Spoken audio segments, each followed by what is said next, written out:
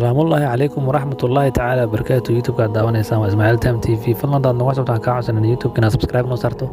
Haddaad horna la joogteen aadada kaaga madcelinayna la jooga ku soo dhawaada muuqaal cusub.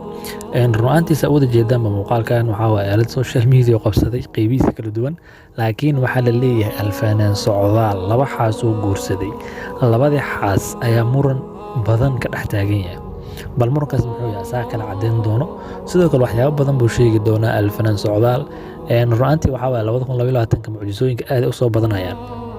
mucjisooyinka aad bay isku soo tirtirayaan, laakiin waxaan leenahay alfanaane saas inaan samaysmaan ahayn, laakiin uu kugu qaadanayna daanaha maadaama dhalinyaro Soomaaliyeed.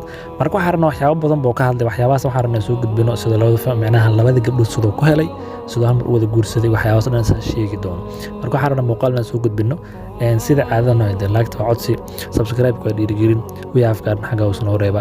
waxaan ka codsanayna muuqaaladan soo dhignaa noo la gareysaan, wixii afkaarna xagga hoos ku soo dhiibataan, bal noo share gareysaan haddii aad naga fiican tahay oo asxaabtaada la wadaagtid aan noo faafisid muuqaalka.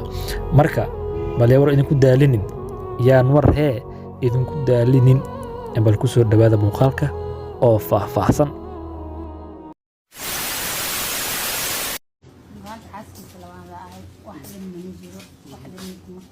maadaama fanka ka mid nahay hadda kan ina qaadin diyaar ah. Okay, inta badan gabdhuhu nin xaas leh ma jecla, adiga maxaa kugu dhiirigeli? Wallahi qofka wuxuu rabo leeyahay. Niimaan inuu xaas qabo inuu saqabin. qofka wuxuu asaga u ku talagalay iyo wuxuu aaminsan yahay leeyahay. kaas oo ah bal xiriirkiina iyo noloshiina iyo galgaceelkiina iyo soo kusoo bilowday bal waxay ku faanaysan. والله هذا إن مدة واسمه شعنا لا كذا كم سوق بجبور سعد أكيد بقى لا ما كذا فنانين بدن أما رجع أما قبلها أيام قلنا إن حاصل بعض مثلا سيرة بدن قبلها كواس محفرين ولا على ضوء عادي ما له والله حلا قفك كل سنين حتى أفراد أكون قنيسي فأرى له وقال عدي لاني رحمة الله بيننا ويا سايف كور هدي مثل حدا ما يا مد أفراد بلا تانا ويسار أراس كنا كنسا ويسار ما شاء الله ممكن بسوا هذا سبحان الله أنا ويسار ما أنت يا كنسا ويا على كينا ليه هذا الحرب حاسكي هوري أروسك مسي هوري سا ما شاء الله بقول أديس نكون قناع سنين ومعناها إن هل كان موسى كريستين بقى بكا مركب علينا فنانك الله بيستي مقدسي جواني الفنانين تكلموا حنوق باقيا حاسس إن بديان محيي لي حاسس كمركل بديو وحا إيمانا يا خير آدو فربضان وحا إيمانا يو الفرج آدو فربضان الرزاقد ويبضان يسا وحا كستو يبضان يعني مركب حن لي هاي فنانين حاسس كهبديانو سي dadka dhan macnaha ay u noqdaan kuwa kaamilma. alfanaan socdaal iyo xaaskiisa cusub ayaa ku aqalgaday gudaha magaalada Muqdisho, halkaas oo la arkayay muuqaalada iyo sawirada qurxoon ee laga soo duubay. waxaana saacadii ugu dambeysay ay ahayd mid taageerayaashiisa iyo asxaabtiisu ay hambalyada hawada u soo marinayeen. alfanaan socdaal ayaa ka mid ahaa fanaaniintii dhawaan soo shacbaxay, kaasoo fanka qasab ku soo galay, waxaana uu ahaa mid heesihiisu inta badan dadku ay aad u la yaabeen markii uu fanka soo galayay. hase ahaatee isagu ahaa mid isla qumanaa. waxaase lagu tilmaamaa alfanaan socdaal inuu yahay fanaan xabaalay fanka, maadaama heesaha uu soo saaray ay yihiin kuwo aan haba yaraatee wax micnaha lahayn. waxaana muddooyinkii ugu dambeysay soo badanayay fanaaniin caan ah kuwaasoo raba inay fanka kusoo biiraan, sidoo kalena ay ahaayeen heesahooda kuwa aan nuxur iyo sidoo kale meel loo jiheeya aan lahayn.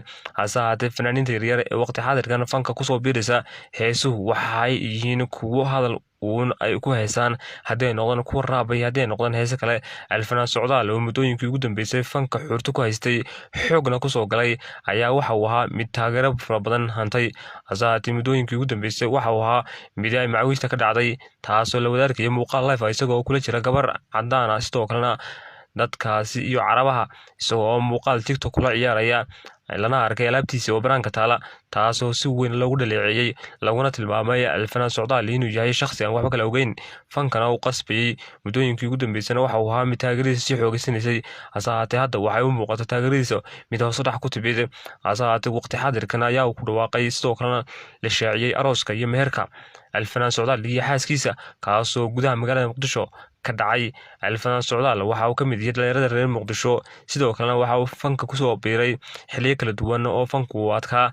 Howlaha fanka uu ka hayay iyo sidoo kale sida qasabka ah ee uu kusoo biiray fanka ayaa ahayd dadku mid ay kuwa ku taageereen, halka qaarna ay kasoo horjeesteen kuna tilmaameen in Alfanaan Socdaal uu yahay nin waalan, waalidna ay waqti xaadirkan aanay habbooneyn inuu fanka la soo galo.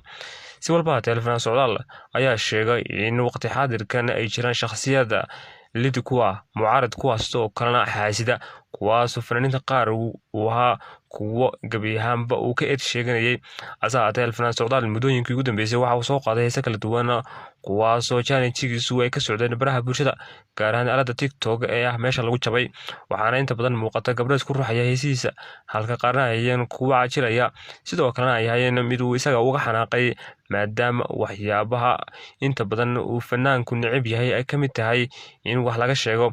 Alfanaan Socdaal waxaa inta badan isku dayaa in si qasaba dadka in uu ku meelmariyo hadaladiisa iyo heesihiisa, kuwaasoo la tilmaamo in heesaha uu soo saaray in ay yihiin kuwa haba yaraatee aan waxba ka jirin, oo inta badan ay yihiin heeso mar kastaba ay yihiin kuwa uu isaga hadlo oo uu doonayo in shacbiyad iyo taageero uu ku helo. Isku soo duuba, fanaaniinta cusub iyo fanaaniintii hore ee waqti xaadirkan fanka kusoo biiraya iyo guud ahaan fadeexadaha kala duwan ee dulhoogta ayaa ah kuwa mar walba iska muuqda.